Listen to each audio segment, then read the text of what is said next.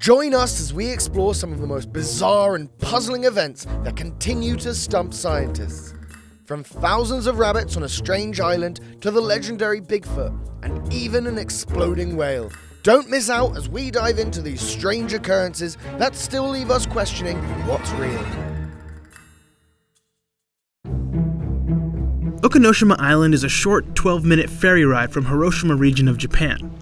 While the sandy and palm-lined beaches are perfect for holidaymakers, the island draws crowds for a different reason. Rabbits. Lots of them. And how they got there is a mystery.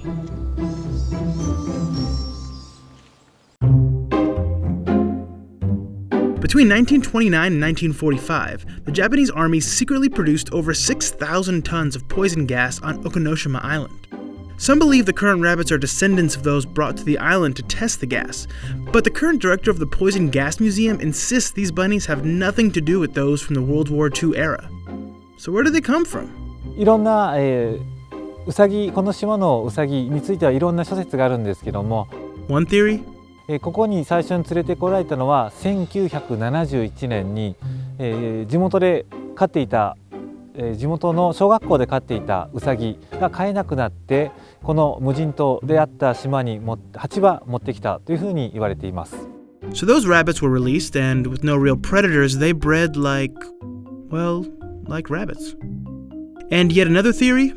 ウサギはあまり大きくないし可愛いしということで観光地になった時にウサギを飼い始めた。それが今大久野島でたくさん増えてですね。で観光客を喜ばしてます。そういう状況がありますね。 Either way, this new generation of feral rabbits has the run of the land, and they're creating a new story separate from the sordid past of Okunoshima Island. An island once known for death is now known for possibly the cutest thing ever. Bunnies.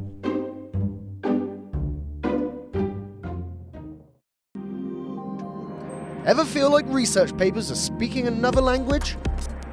Or spend hours digging through dozens of studies just to find one useful fact? You should have used SciSummary. SciSummary is an AI-powered research tool that summarizes papers in seconds, removes jargon, and helps you actually understand complex studies. Our AI search engine scans over 230 million papers to find exactly what you need, summarized instantly. Instead of juggling paywalls, PDFs, and endless tabs, SciSummary gives you unlimited access for just $6.99 a month or $34.99 a year. And right now, your first month is free with the code GBS at checkout.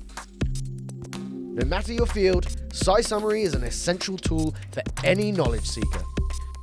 Click the link in the description to start reading smarter. Welcome to Oregon's Bigfoot Highway. For decades, maybe even longer, people have ventured into the mountains and woods outside of Portland to prove that mankind is not alone in the woods.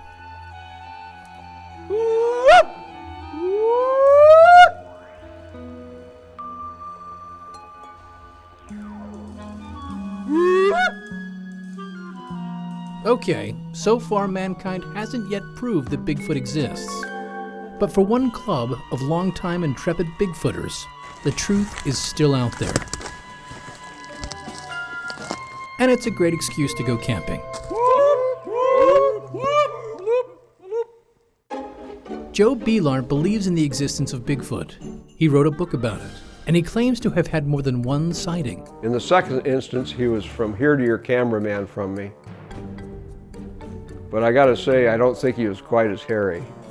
When people are skeptical, I tell them they're like UFOs and ghosts. People see them, but there's no widely accepted scientific proof.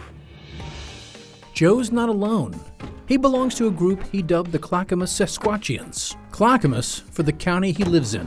We're actually in the heartland of Bigfoot activity. And Sasquatchians for Sasquatch. Bigfoot and Sasquatch are synonymous terms. In my group, we're Bigfooters. We just go out and do the job. We put ourselves out there, we make a bunch of noise, play a bunch of music, and let the landscape know that we're there, and then later in the evening, that's when the strangest things would take place. Something's walking around your tent. It's like, what is that? And that's the excitement of it. Give you the heebie-jeebies. Their backgrounds are varied. PhDs, ex-military, a retired science teacher, and a few engineers. And most have a specialty. My specialty is putting out offerings. If you come back and there's something laying there where that apple was, then probably it was one of our barefoot friends.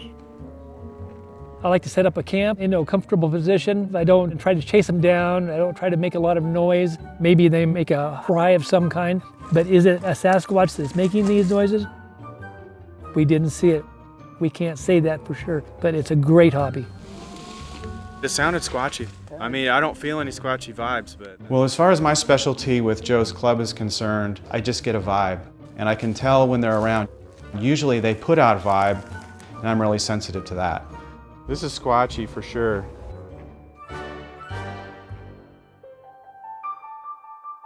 Whether the Squatchy vibes are flowing is besides the point for the Sasquatchians. The point is they're together in their favorite place. Why do I love doing this? The flora and the fauna, the butterflies, the night sky, it's all up there. People ask me if I believe in Bigfoot, and I never give a definitive answer. But Bigfoot is, in my mind, 10% of everything that we do to enjoy each other's company. Bigfooting helped me kick the cancer. Spending 4 months in a hospital getting chemotherapy was hell. And what made me get through that was imagining me getting back up to the woods and visit my friends. Hopefully I'll get Bigfoot to sit around a campfire with me one day.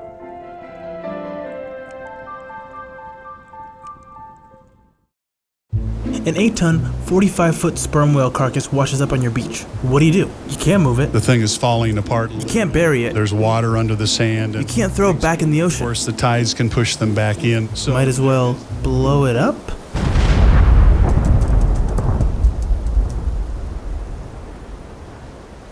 It was an ordinary day in November 1970. November 12th, 1970, to be exact. Thanks, Paul. This here is Paul Lindman. He was a television reporter for Portland's KATU, and on November 12th, 1970, Paul was assigned a story that would change his life forever. What to do with one 45-foot, 8-ton whale dead on arrival on the beach near Florence. Whales washing up on the beach in Oregon are not an uncommon occurrence. But it had been so long, state officials didn't know how to get rid of that giant, stinking carcass. That's precisely why the Oregon Department of Transportation decided to use dynamite. The plan was to blow the whale into smaller pieces and have scavengers like seagulls eat the rest of it. Paul and his cameraman set up their shot and waited 1,000 yards away from the blast. Within, I'd say, about 20 or 30 seconds, it was soon raining down on all of us. The larger pieces that came down, it became louder and louder until you realize, wow, if one of these chunks hits me, I'm a goner. We start running in the direction of the parking lot, and that's when a piece of blubber about the size of a small coffee table completely flattened an Oldsmobile. KATU's Exploding Whale Report was a viral video in the pre-internet age. It's inspired parodies and one-man shows, and for Paul Lindman, it's been career-defining. It's something that reoccurs in my life in one way or another every single day. I know it's going to be written about in my obituary.